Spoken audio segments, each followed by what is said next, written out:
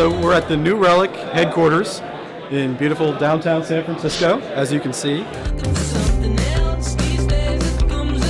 Here at a StartupBD event to talk about business development in general, about startups, technology companies, and a variety of topics relating to business development.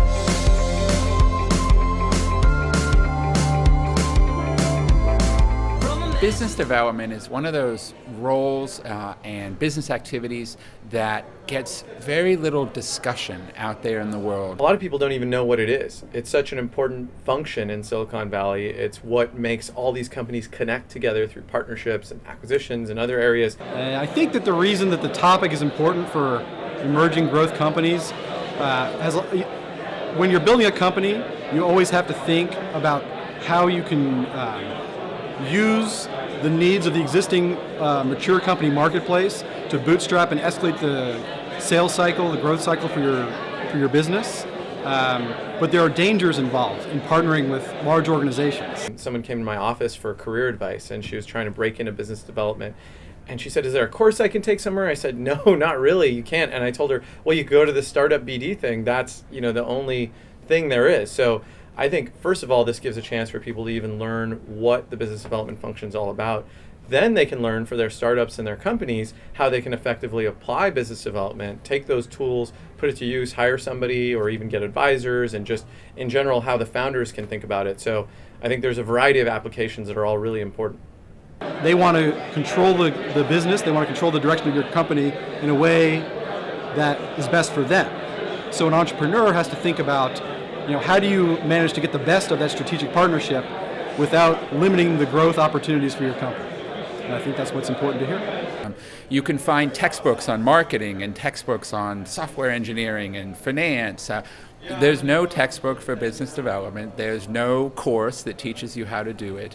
It's kind of one of those aspects of business that doesn't get taught very much. And I think the thing about tonight's event here that was so exciting for me was the opportunity to share knowledge for the folks up on stage and folks in the audience to sort of exchange information with each other about this important aspect of business that's hard to learn and hard to find out about.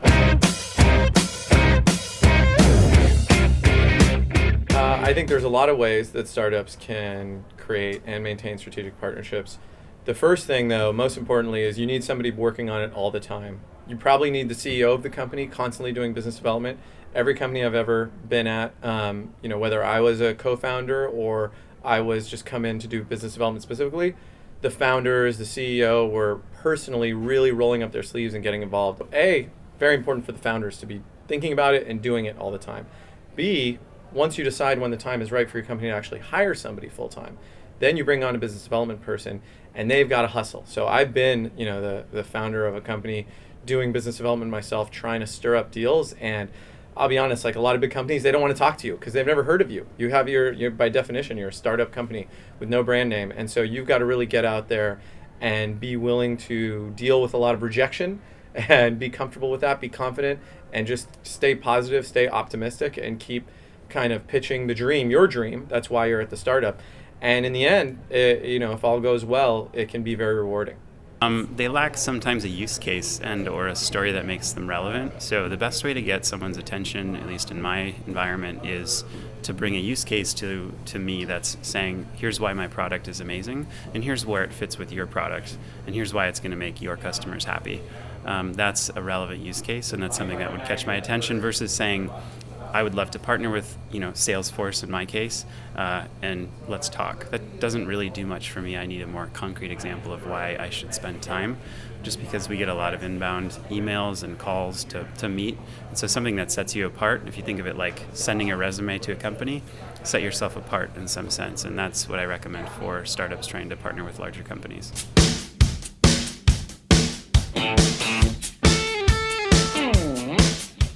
So BD and sales are not the same, but a lot of the skill set carries over, I think. Business development, you need to understand what the party on the other end of the phone or the other side of the table, what they want, what they need, what they have to offer, and try to find some way to come to agreement that serves you both. In that way, I think it can be similar to sales. In other ways, it's not, right? You usually in BD, you're not getting paid with money. Deals are perhaps being done for other things other than cash.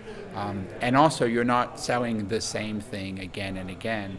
You're doing partnerships which can vary and be different every time you do them. So some types of BD can be similar to sales, but I think for the most part, BD and salespeople do really different things and should be done by different types of people. If you like BD, do that.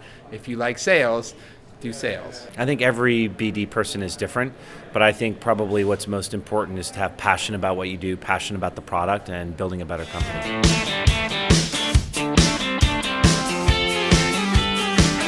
In general, for any career, you want to look for something that's an intersection of your talent, your skills that you've built, which is different from your talent, but it could be built on top of your talent, and then your interests. If you can get all three of those to align, that's pretty good. Business development is the kind of career where if you can just get some raw talent and an interest in it to align, you can then try to grow or develop those skills. There's lots of companies starting out, and some at the early stage would like to work with Microsoft as a partner. I think the best advice I can give is understand how you fit. So where is the alignment? So one, what are Microsoft priorities and Microsoft Ventures priorities?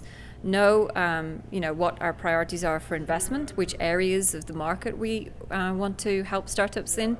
And secondly, how do you align to Microsoft and Microsoft-owned goals? We can help a lot of startups with customer acquisition, channels and routes to market, help with their business development and do some co-marketing and help with their growth. And then we can help with the product development and the technology and the platform.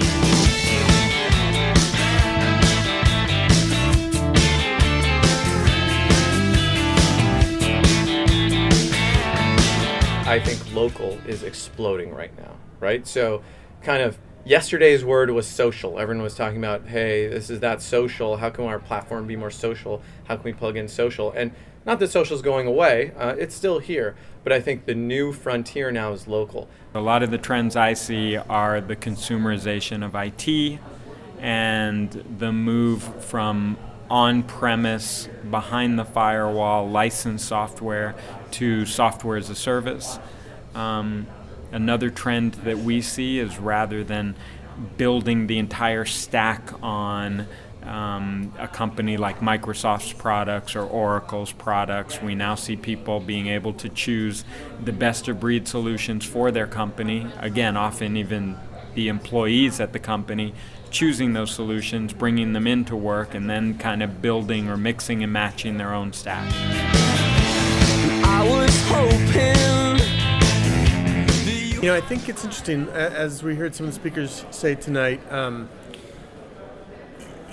having an ambassador for your startup. I mean, a few folks define a startup BD person as the ambassador of a startup, and someone who gets out there into the market, gets out there into the industry, and understands the ecosystem, who starts to build long-term relationships with potential partners, and ultimately driving inorganic or supplementary growth. I think is why startup BD is important, right? It's not just sales; it's building longer-term, deeper, more impactful partnerships. This was the first event and the first time we've had it here. We're doing the next one in December at Pivotal Labs, which is down on Mission Street. And then we're going to do a third one at Zendesk. So we're moving this event around, switching up, changing up the speakers, and trying to kind of get some knowledge about this space. It's fun. So I really enjoyed this event. Had a good fortune of being able to moderate it, and I think we had a lot of really interesting speakers tonight from Yelp, Box, New Relic, Microsoft Ventures, DataSift, really interesting speakers, and I think we dug in pretty deep into startup BD strategy and tactics, and it was fun.